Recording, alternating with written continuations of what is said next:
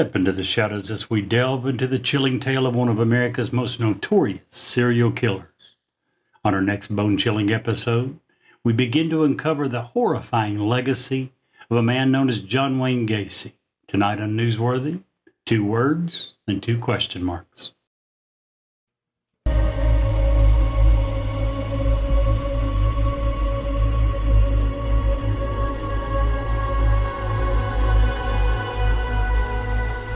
It's alive! Have you checked the children? Get out!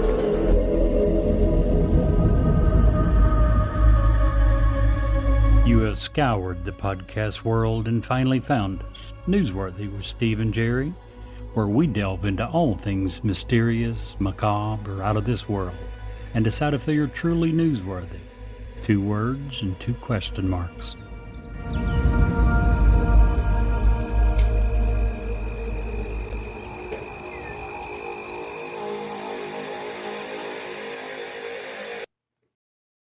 Hello, I'm Ed Locke with USA Mortgage. Tax season is upon us. Did you know that 47% of Americans are planning to use their tax refunds for everyday expenses, home improvements, and vacations? What if you used your tax refund for a new home instead? Again, this is Ed Locke with USA Mortgage. Your tax refund can be used towards down payment, closing costs, or paying down existing debt to help get approved. So before you spend that tax refund, let's get together and see how to best utilize those funds to invest in your future and your new home. Call or text me at 502-680-0953. Again, that's 502-680-0953. NMLS ID 448-9808, Das Acquisitions, LLC, doing business as USA Mortgage, NMLS ID 227262. This is not a commitment to lend. Additional terms and conditions apply. USA Mortgage is an equal housing lender. Hello, Jerry. Hello, Mr. Steve. How are you? Well, I was good right up until you brought up that guy. I didn't bring up the guy. Steve just said, let's get her done. And I said, oh, you're going to use Larry the Cable Guy's catchphrase. He's like, I hate that guy. I don't like that guy at all. He's Why not. are you using his catchphrase? I'm not. I just said, let's get her done. That just because he used it doesn't mean that I can't. That's rude. That'd be like saying I can't say it's finger looking good. We're talking about my beautiful lips. I've got some, you might be smarter than a 5th grader, and then turn around and saying I extremely dislike Jeff Foxworthy. That's not the same Bill at all. Engvall, what's his? I have no idea. Yes, you do. Oh, here's your sign. Here's your sign. Yeah, well, okay. Fine. Just for the record, I just don't find Larry the Cable Guy funny at all. He is hilarious. No, he's not. And how we even got on this, listen, this show is already. We got on I don't either. This show is already.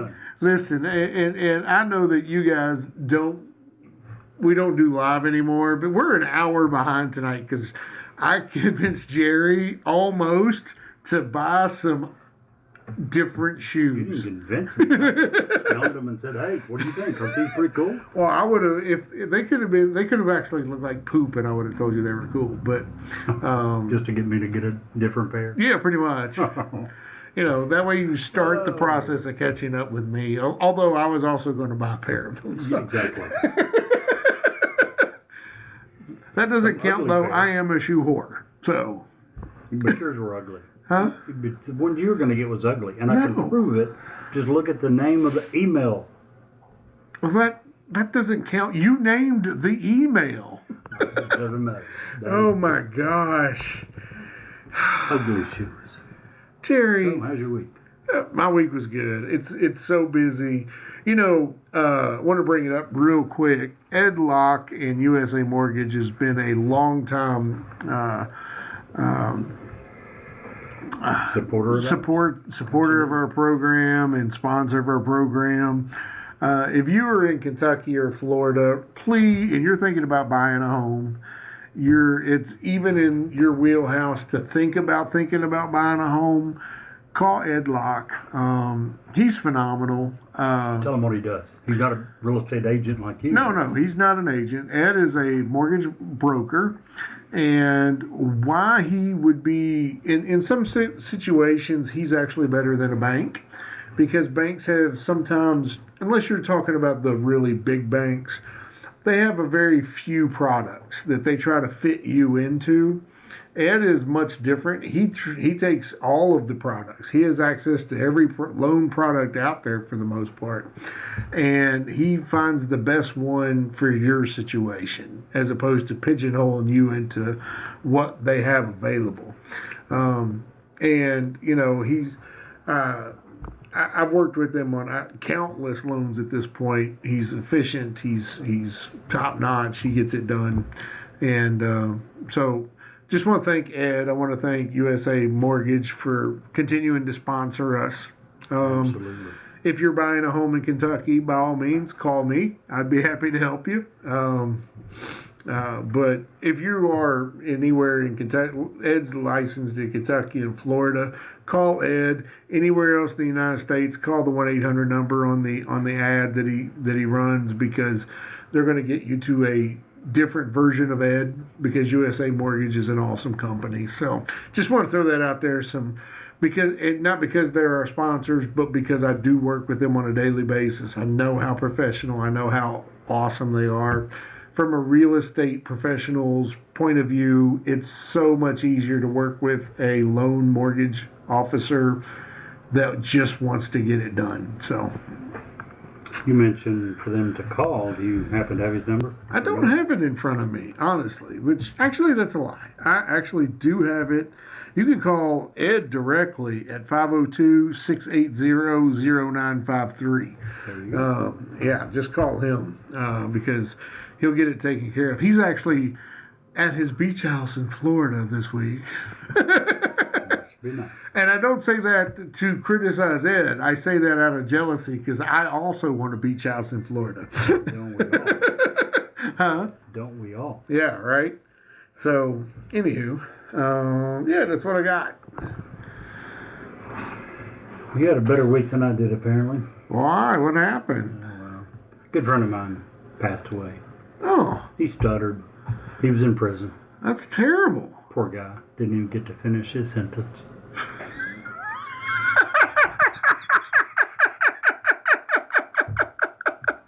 Gotta feel sorry for someone like that, right? That's good. You like that one, I got nothing. That was great. Glad you like it. Woo! Now see, that's what we're talking about. That was perfect. I love that. That was wonderful. I still say the first one I ran by you earlier was a much better dad joke. Not nearly as funny. I would say it too. This to me is a true dad joke. This is a face palm slap dad joke. A friend of mine had a car. Had a wooden body, wooden tires, wooden lights.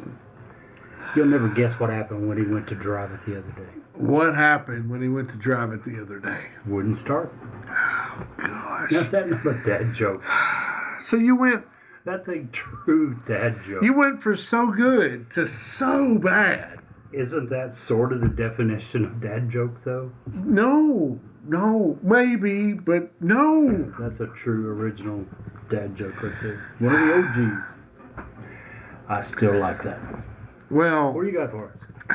nothing. I was just going to tell you about this new horror book I started reading in Braille. Okay. Yeah, something's bad is about to happen. I can just feel it. Oh, I bet you can. Not near as good as yours. You had me beat there. Tonight, our topic is kind of gross. It is. I mean, Not kind of. It just is. we're going to talk about, and it's a pretty popular thing. A lot of podcasts have covered it. A lot of documentaries, movies have been made about it. You know. We're not going to bring anything new and enlightening, I don't think, except our own twist onto it. But we're going to try to transverse down the mind of a serial killer tonight. One of the bad ones. And the serial killer that we're going to try to get in the side of the mind of today is John Wayne Gacy. And the more I read and understand and learn about this man, the scarier, the more it makes me happy that Kentucky allows us to carry concealed. This guy is just so, I want to say the word lifeless. I mean, obviously he's no longer with us, but Speaking of concealed carry, inside. change our direction for a second. What state did I hear about the other day that just passed a law allowing any teacher that so desired to conceal carry at school on campus? I don't know, but I could Tennessee, probably I think. maybe that'd be Tennessee, or I was going to say something like Montana or Idaho or Wyoming. I would agree. Those would be the one that come to mind. A very conservative Western state that's very gun friendly, but it was close, much closer by than. Oh wow! Can't believe you hadn't heard it. Yeah, well, that's what I get for not watching. Is I watch as little new since we switched topics and we don't cover the news every week. I stay away from it unless it's some big event. I'm oblivious anymore. And what's that? What's the ignorance is bliss? Yeah. Yeah, that It is, but you know what? Somewhere along the line, you and I have always said that people who, first of all, if you don't vote, you don't even have a right to criticize. As far as I'm Correct. concerned. You really don't. Secondly, part of your responsibility, in addition to voting, is to make an educated vote. At least Absolutely. know what you're voting for. Agreed. At least know the people you're voting for. Agreed. So you have to do some research to be an educated voter, I think, to even have a clue. Because you and I both agree that part of the problem in this country has been lever pullers. In the yeah. past, in the old days, you could walk in and pull the Still can. Republican or Democrat. Some machines have widely done away with that. But in some places, you could go in and pull a physical lever and vote all Republican or Democratic Party. And for the people who did that, we've long said that they weren't doing what they should do, which is to try to do a little research, find out the people that they're going to vote for, what they believe, what they don't believe, and try to get an idea of who they are and how they're going to vote. we actually did a show about We did. just knowing not to tell them who to vote for, but what they should be voting for within themselves. I think you that was a framed it tough as one. your responsibility for a young person. I think your son Right. Nick had just gotten to the age of voting, and you were talking about what does it mean? What are Right. your responsibilities? What does it involve? And what should you do to make an educated vote? Yeah, and that didn't matter right, left, center. Absolutely. Just Whatever Yep. it is you believe, try to Yeah. figure out what guy best represents your views. right. Agreed. And we'll be covering that soon. One of the other things that I'm really excited about, so Jerry and I tonight actually sit down and we come up with a list of 20, 23, 24 items Something that like that. we're going to schedule and have guests for on the program in the futures. We've never done that. What is this? 2 years now? We're getting ready to do this podcast, We'll and wing the entire thing. we're just now getting to the point. Well, let's figure this out and do better, and try a different tact, if you will. Pretty exciting stuff. So we've got, just looking at the list, how exciting is the next 6 months of the show going to be? And I'm it'll probably stoked. take 2 to 3 weeks to get on the plans. Yeah. So Probably have another 2 to 3 weeks of the same old boring crap. whatever. Our show was I just wonderful. don't want to get them built up thinking the next 6 months are going to be this awesome transformation. It's and next absolutely week be they're amazing. going to listen and think, well, holy crap, that's the same stuff that crap the guys have been talking about for the past 2 years. Crazy, Jerry. Crazy. Crazy. If you would listen to some podcasts, you would realize that there's a reason we are growing. I mean, there's a lot of really good podcasts out there. Don't get me wrong. My Favorite Murders is phenomenal. Those ladies do a wonderful job. Joe Rogan Experience. A great job. Does a good job interviewing, is well versed on a lot of subjects. Then you got your television people that have podcasts also, your Dan Bongino's, your Tucker Carlson's, and and the Rachel Maddows for the left.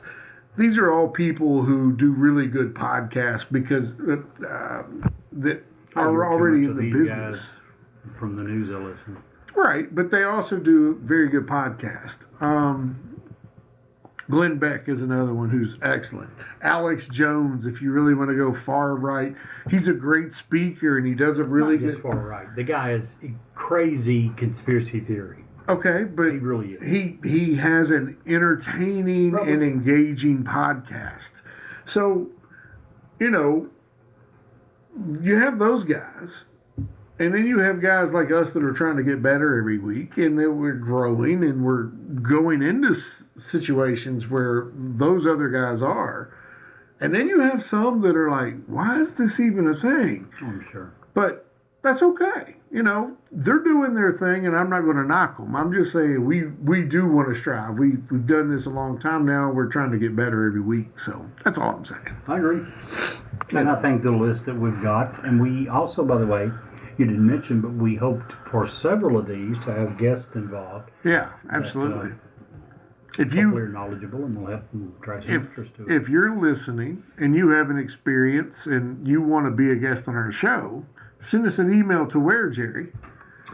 Newsworthy with StephenJerry@gmail.com. Used to, before we switched to Libsyn, the great thing about Libsyn, if you're ever thinking about getting into podcasting, it automates a bunch of the repetitive stuff that ends up taking a lot of time. Yeah.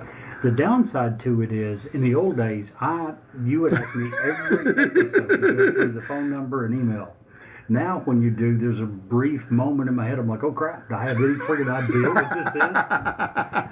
You did it a couple of weeks ago, and that was the first time you'd done it in probably 3, 4, 5 months. Yeah. Like, oh my gosh, what is it?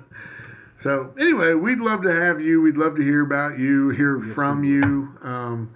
If you have any plans at being on the Bigfoot Festival in Logan, Ohio at Hocking Hills in August, the first week in August, we're going to be there. We're going to be live. So come see us at our table, at our booth. See us, and if you have something you'd like to talk about, we'd love to talk to you and maybe get you on the air. Absolutely. So anyway, back to John Wayne Gacy. Let's cover this creep and so we can put it in the books. Man, this guy he's a piece of work. So John Wayne Gacy, born March 17th, 1942, was put to death. He did not die gracefully. He was put to death May 10th, 1994. American serial killer, sex offender. This is coming straight out of Wikipedia right here, just for the facts. Who raped, tortured, and murdered at least 30. He was convicted for 31, I believe. 33 young men and boys in Norwood Park Township, which is just near Chicago, Illinois. He became known as the Killer Clown due to his public performances as a clown prior to the discovery of his crimes. One more reason not to like clowns. Just saying. Yep, you've never liked clowns. No, not a fan. Not a fan at all. So, what makes John Wayne Gacy different than most other serial killers? The fact that, for one, he killed most of his, in fact, almost all of the killings happened right inside his own house. He lived in a small ranch-style house. Typically, he would lure a victim to his home, dupe them into donning some sort of handcuffs, usually under pretext of demonstrating a magic trick. He would then rape, torture his captive victim before killing them by asphyxiation or strangulation with a garrote. And I must say, I don't know if I'm saying that a garrote or garrote. Basically, it was, Basically, it was a rope that had 3 knots tied on it. You would stick a stick between the knots and twist it. It was like a tourniquet for your neck, basically. Pretty grisly way of dying. If to explain how terrible that is, it's basically drowning without the water. um, 26 of his victims were buried in the crawl space of his home. 3 were buried elsewhere on his property, most of them under the garage. And 4 were discarded, and these were as he ran out of room. That's the only reason he changed his M.O. He just dumped them in the Des Plaines River. Gacy had actually been convicted in 1968 of sodomy of a teenage boy in Iowa. Sentenced to 10 years, but served 18 months. He then murdered his first victim in 1972, and that victim actually, he even said was an accident, and we talked about this before. He had got a guy come home for have sex. His wife at the time was out of town. They did the thing, and he woke up, and the guy was standing in the doorway with a knife. They wrestled. John Wayne Gacy ultimately won, stabbed him repeatedly, killed him, and later even said, "Hey, I think he was just making me breakfast, and I made a mistake." He walked in the kitchen and found out the guy had made breakfast. Yeah. Started thinking about it and thought, this guy wasn't coming to kill me. He was coming to wake me up to tell me to have breakfast. Yeah. So ultimately, he was convicted for 33 murders by one individual. It was, at the time, the most homicides in the United States legal history.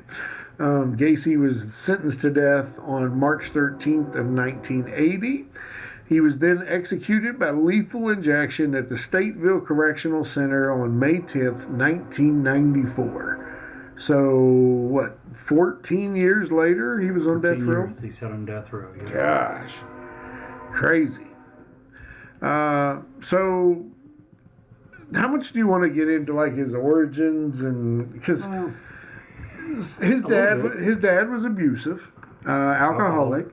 Verbally and physically, not sexually. No. It was never alleged that he was sexually abusive, No. but extremely verbal toward most of the members of the family. Including the mom. Including the mom. Would often beat the mom. Yeah. Now, again, I know you well enough to know that we are in no way saying that this is an excuse. It's not. When you become an adult, you're responsible for your actions, good, bad, or indifferent. We are saying absolutely that there are things that can happen that make things more likely or less likely.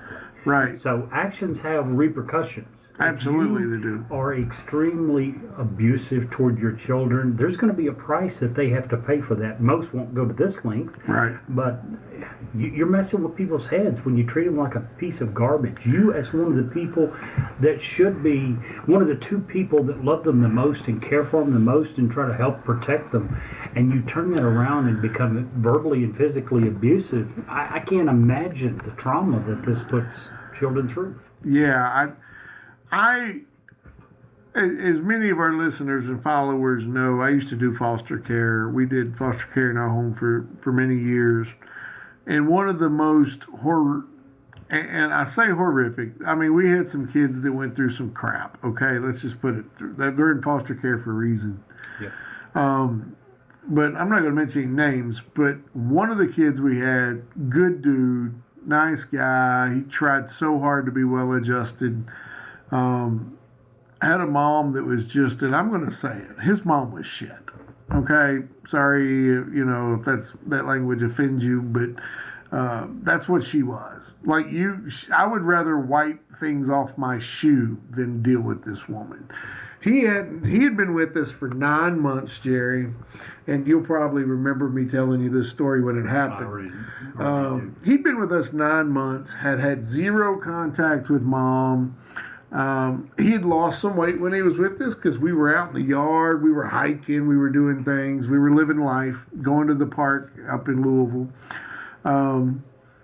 Finally got a visit with mom. He's so stoked. He was so excited to see his mother. And so the way foster care in Kentucky works is it's not the foster parent's responsibility to set that up or be in the situation so that it's not awkward for them for the most part. So the visit was going to be at the local CPS office. And I go up there, and he's really nervous. He asked me to go in with him, and I'm like, cool, yeah, I can do that. And we go in the house, Jerry, and this young man who was so excited to see his mom just wanted to go up and give her a hug. She looks him dead in the eye, and I kid you not, the first word, 9 months, has not seen her son. The first words out of her mouth wasn't, oh, I've missed you, I love you, come give me a hug. None of that.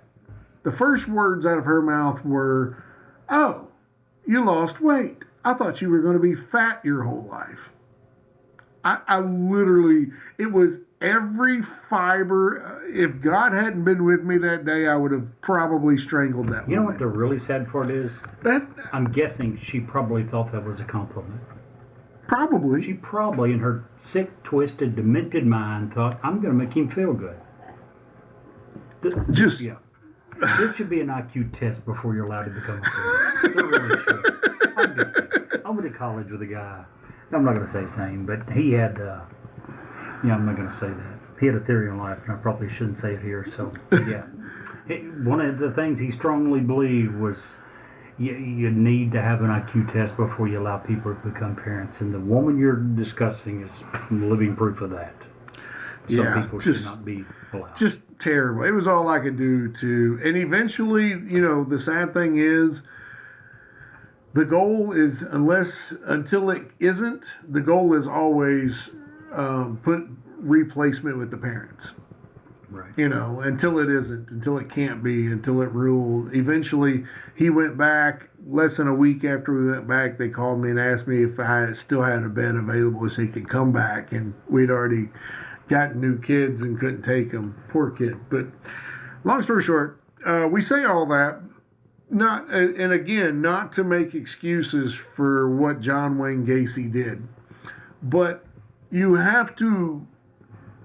I think that anyone with a thinking brain has to understand that some of the things that Dad did contributed at least a little. Sure. And it wasn't just that. Yeah. When he was age 7, a close family friend began to sexually abuse him. Yeah. Exactly. His dad would say things, call him sissy, mama's boy, tell him that he would probably grow up queer. And that was on top of the fact that John Wayne had already decided, or in his mind had started thinking that he didn't really like girls that much. So his dad often called him effeminate. In fact, his mom, at one point after Dad had passed away and John Wayne had been arrested, had already said that, if his dad would have known that he ever slept with a guy or was with another man, his dad would have killed him. Hands down. It wouldn't have been a question of it. So, that kind of, it's just, there's no excuse. There's not. But, damn. There's times when, whether it's John Wayne Gacy or a case that's much more relatable, the young man that you guys had in foster care, it makes you think the old phrase there, but for the grace of God go I. Yeah. We didn't decide who our parents were. We didn't decide. We didn't get to pick and choose our parents, how much they cared for us and loved us. So the fact that we ended up with decent parents or maybe okay parents or horrible parents, those are things that we had no control over. We had nothing to do with. Yeah. And again, when you look at someone like this, no, it doesn't excuse it, but man, you got to feel a little bit sorry about some of the crap they had to go through and endure, whether it's him or the young man you had in your home. Well, in 1960, at age 18, Gacy actually became involved in politics, working as an assistant precinct captain for a Democratic Party candidate. This led to more criticism from his father, calling him a patsy. The same year, Gacy's father bought him a car. He kept the vehicle's title in his name. Now, this car, I bring this up because this became a point of contention between the two. All the way from Gacy would have an extra set of keys made so that he could still drive his car when Dad took the keys. Dad stole the distributor cap. Back and forth. And ultimately, what led to Gacy moving away was the fact that apparently Gacy was buying, and I'm using air quotes, from his dad. He was making payments to his dad for the car. He was a few days late on a payment. His dad said he was going to take the car and was going to cancel the whole deal, just keep the car. And that was the knuckle sandwich, if you will, to make Gacy leave the home. He left one night. He got the distributor cap back. He drove all the way to Las Vegas. He had a cousin in Las Vegas that he knew of that was a prostitute. He drove from Chicago to Las Vegas with $136 to his name. If I'm not mistaken, he was 20 or 21 years old. It's not like he was... He was 20 because he couldn't legally work in Las Vegas yet because you had to be 21 to get a work card to work at any of the casinos or any of the 20 years old in his father's hospitality determining when he's allowed to have possession and drive the car that he's buying. Yeah. He's paying for. It is, yeah. So Gacy worked at an ambulance service out there, and then he was transferred from there because he couldn't legally work at 21 to a mortuary. He was able to live in the mortuary, and actually his first, As a grown up. a grown man, his first, homosexual experience. yeah. I'm going to call it that. Well, I was thinking of the necrotic experience, the first time that he Absolutely. goes a little off the rails sexually, and we're trying to be kind here, because we do have a varied listening audience. But basically, there was a male who had died in a ready status, if you will. And John Wayne had actually gotten into the casket with him, closed it, got scared, and got out. But that kind of started the process of I think he... weirdness. Yes. But it also scared him Yeah. to the point that he started thinking about what he'd done, wondering what had gone wrong, and he quit his job and moved back home. Yeah, he As called a his result mom of and asked this him to go. Yeah. offense. So weird. Crazy guy. Yeah. Went back home, enrolled in college, I think. Yeah. Did well there. Got out, and his life turned around and was doing well. Ended up Joined the being pretty JCs. successful in business. Met a young lady and got engaged, and joined the JCs. Was moving up in their ranks, and the lady. And then he ended up marrying the young lady. Her father hired him. Her father had bought 3 Kentucky Fried Chicken restaurants, and he hired him to run the restaurants. And I read that at the time, and this is what, late 60s, early 70s, he was paying him $15,000 a year, and it said that that's equivalent of roughly $150,000 in today's money. $153,000. So, I mean, Good here's money. a guy, and by that time I think he'd been married for 2 or 3 years, married, a couple of kids, vice president in the local JC club, well thought of member in local business society, a great job, making very good money, well thought of. And Yeah. then it began to go downhill. Well, he opened a club in his basement where his employees could come and drink and play pool. Gacy employed both females and males, but only socialized with the males. Gacy would give many of them alcohol before he made sexual advances. If they rebuffed him, he would claim his advances were jokes or a test of morals. Gacy's wife actually gave birth to a son in February 1966 and a daughter in 67. Gacy later described this period of his life as perfect. He had finally earned his father's approval. When his parents visited in 1966, his father actually privately apologized for all the abuse he inflicted before happily saying, "Son, I was wrong about you," as he shook his hand. He had no clue about what was about to start happening in John Wayne Gacy's life.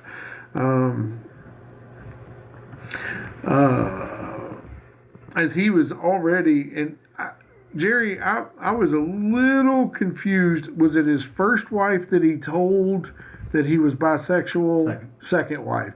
Second wife that he was bisexual. She didn't believe him. She thought he was joking. But very soon after they got married, their intimacy started waning until it was non-existent because I remember he was they, ramping up with the fellas. They had messed around on Mother's Day, at which point he told her that would be the last time they ever did. And was the last time. Told her he was bisexual and would not be with her anymore physically, and wasn't. Crazy. Very much so. So, as it is always the case with these serial killers, and this is hindsight's, first of all, let me say hindsight's always 2020. Always 2020. We can always see the error of somebody else's ways.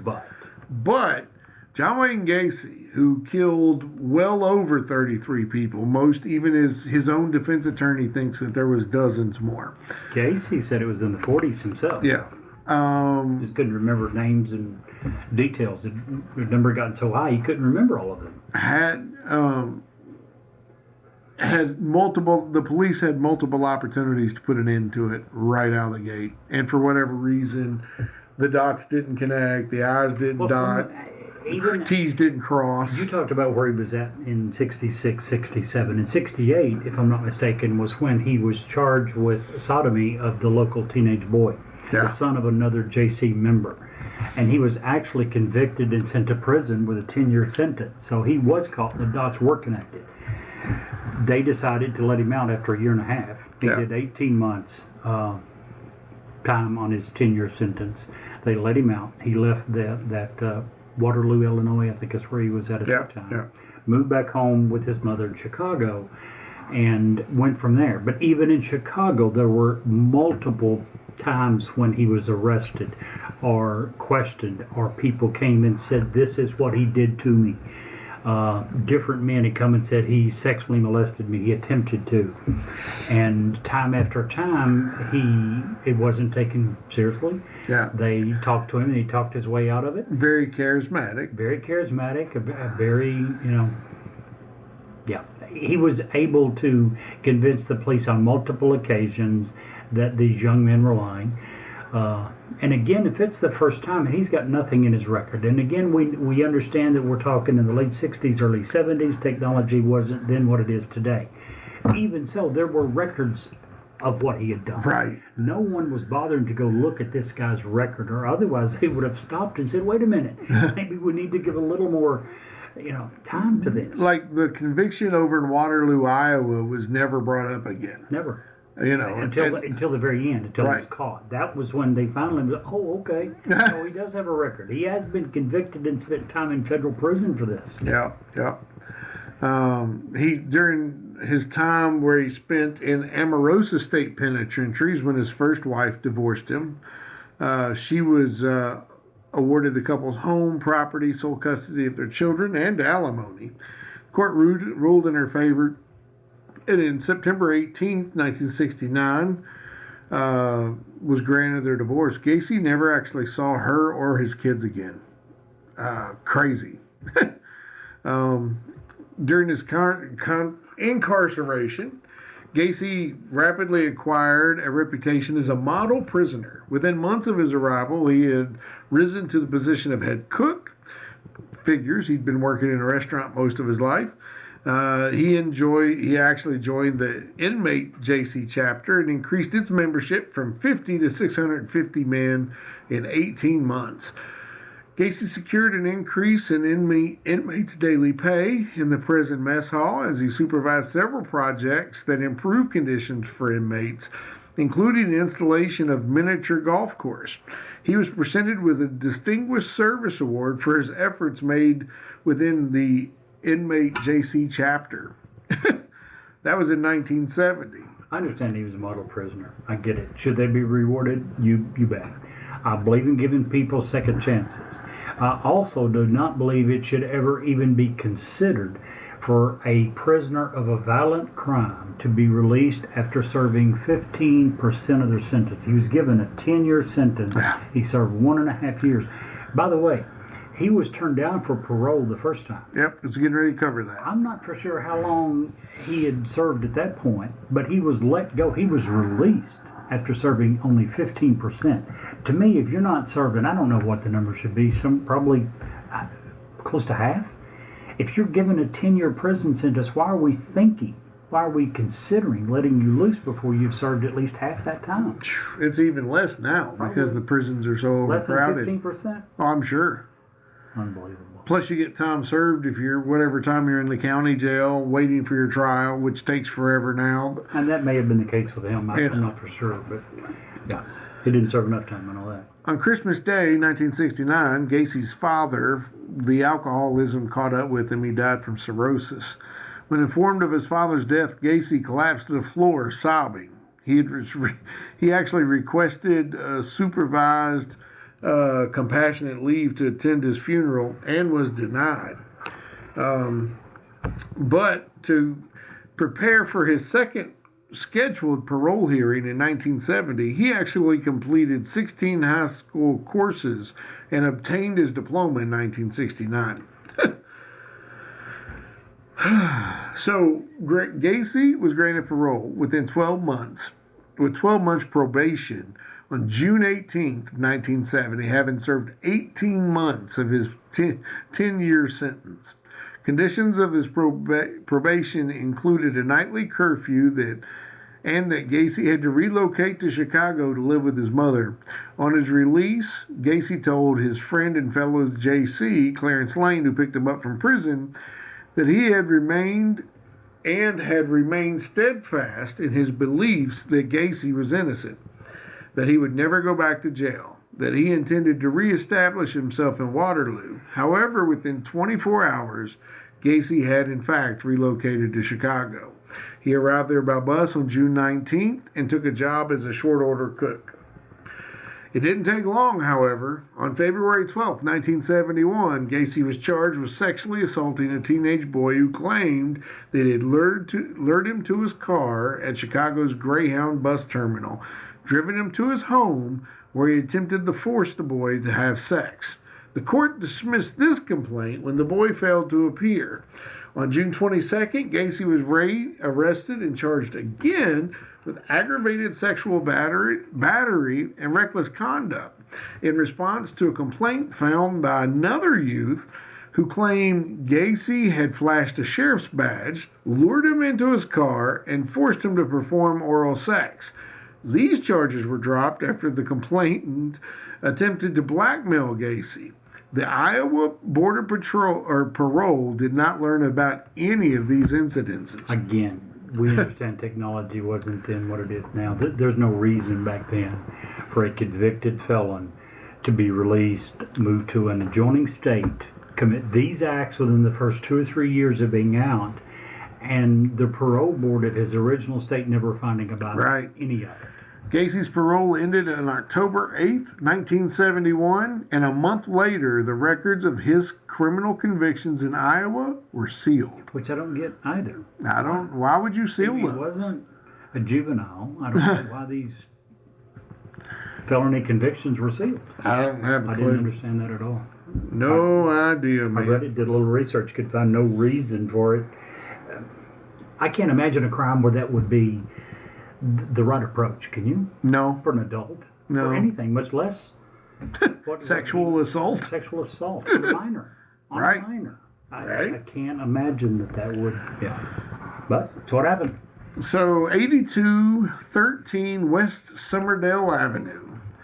This is the address that, with some financial assistance from his mom, Gacy bought a ranch-style home in unincorporated Norwood Park Township of Illinois. That's part of metropolitan Chicago, and that's where he lived until his arrest in 1978. According to Gacy, it's also where he committed every single murder he committed. Gacy was active in his local community. He was helpful toward his neighbors.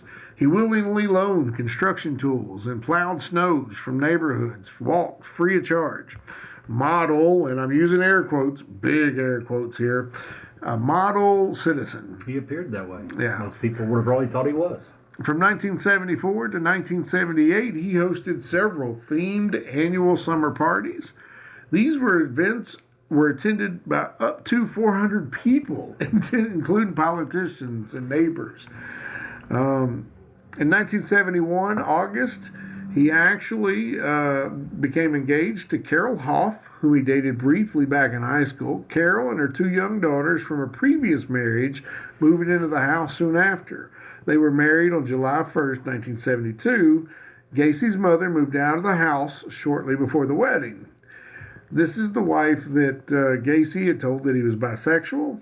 And after the couple had sex on Mother's Day that year, he informed her that would be the last time they would do so. He began spending most evenings away from home, only to return early in the morning with the excuse he'd been working late or conducting business meetings all night. Let's pause for a second. I don't know Carol, but come on, Carol. Come on. She did divorce him. Strangely, she still lived there for another, I think, 6, 7, 8 months after the divorce, but did eventually move out. I mean, I don't think she knew any of this was going on. Here's a red flag. What's that? Carol observed Gacy bringing teenage boys into his garage in the early hours, and she also had found gay pornography and men's wallets and identifications inside the house. And when she confronted Gacy about these items, he usually would inform her angrily that it was none of her damn business. Big red flag. But big red flag. Considering he'd already told her he's bisexual and wasn't going to sleep with her anymore, bigger red flag than that. No, not really. In 1975, in October, after a heated argument, Carol finally asked Gacy for a divorce. He agreed, although by mutual consent, she continued to live at his house until February of 1976. On March 2nd, the Gacy's divorce decree on false grounds of Gacy's infidelity with women was finalized. Here's the thing. She often reported, too, of terrible odors coming up in the house. Flies. And he would say that a sewage pipe was broke or whatever. How many more red flags? I'm not blaming Carol. She was a victim as much as any of the victims were. And I seriously doubt she had any idea that he was murdering people and burying them underneath the house. Jeez, can you imagine? His sister had noticed the odor. His sister had asked him about it. I forget what he gave her. I watched an interview where she was interviewed, and it wasn't the sewer pipe, but he had explained some musky smell. I think, if I'm not mistaken, he had to have a sump pump down there that it did every time it rained, it would collect water and he had to pump it out. Yeah. And logically, that would give a musky odor. Right. And I think that was what he had told her that the problem was. I'm not certain about that. Crazy. Well, I'm going to fast forward a little bit just for expediency of time. So we know that he had 27 bodies in his crawl space.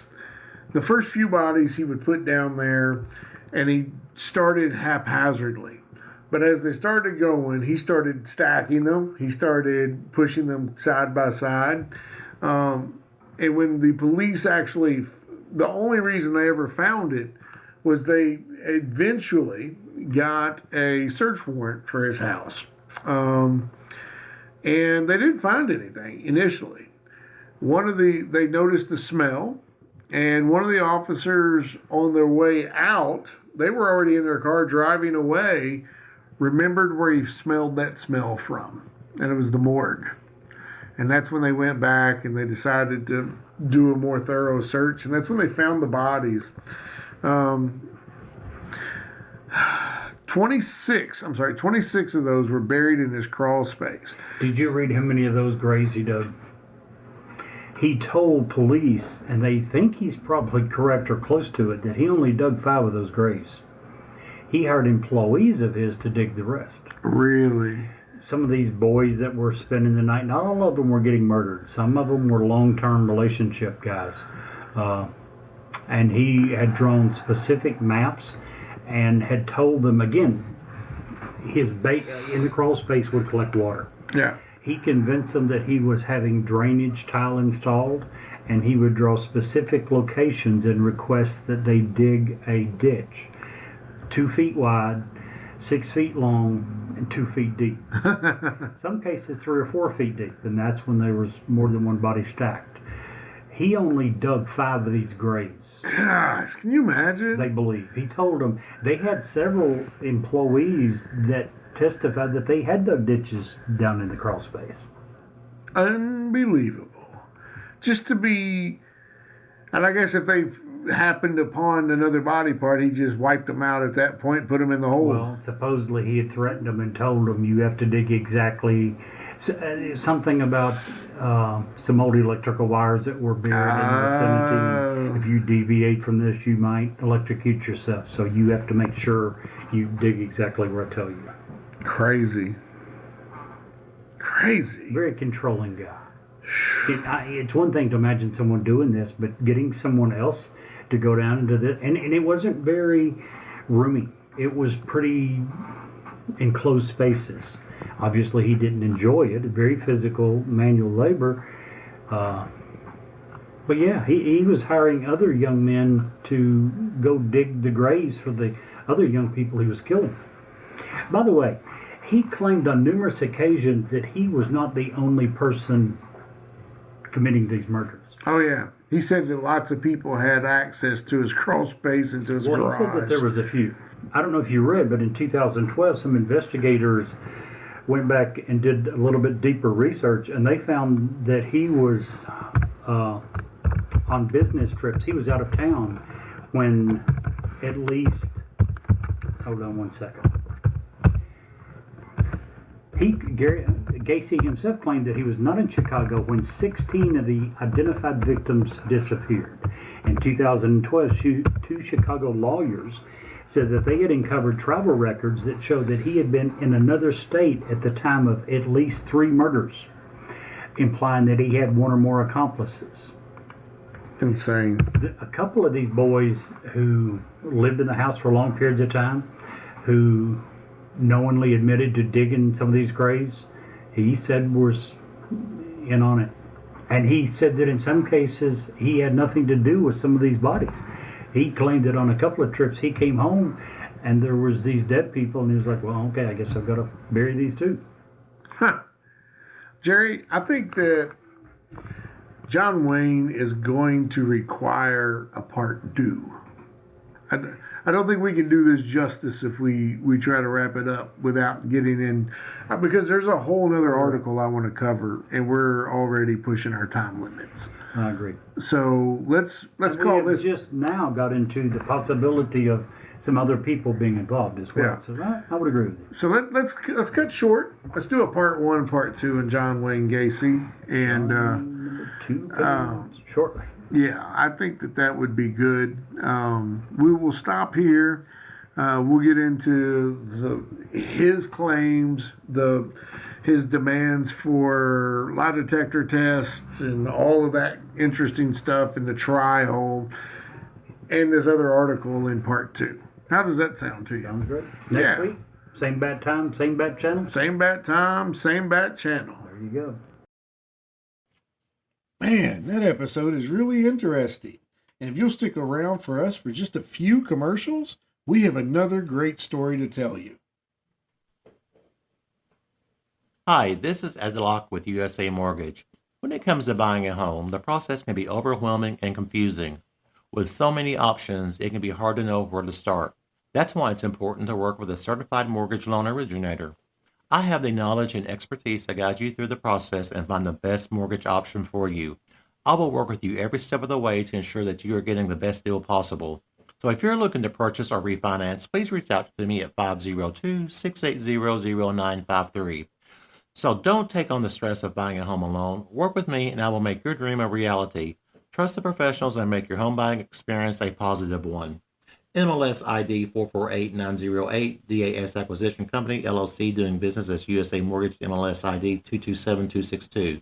This is not a commitment to lend. Additional terms and conditions apply. USA Mortgage is equal housing opportunity.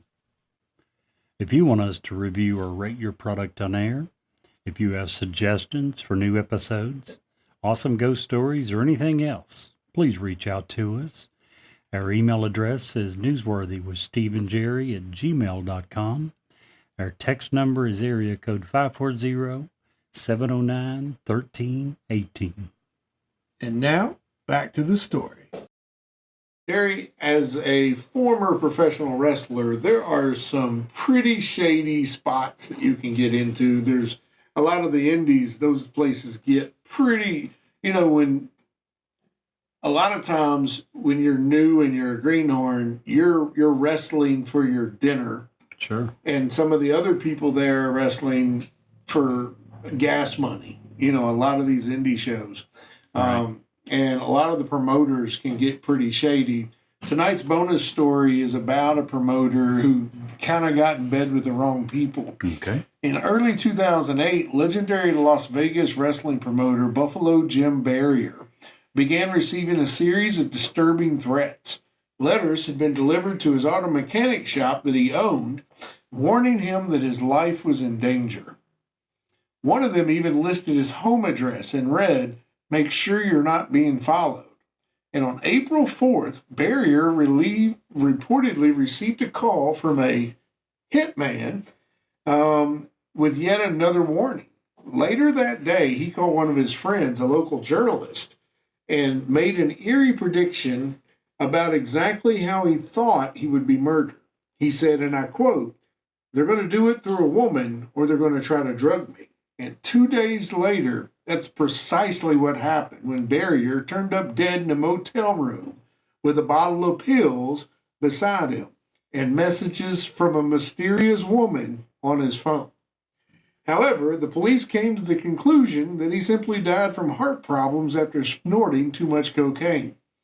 Barrier's daughters, however, were not convinced and believed that he was murdered.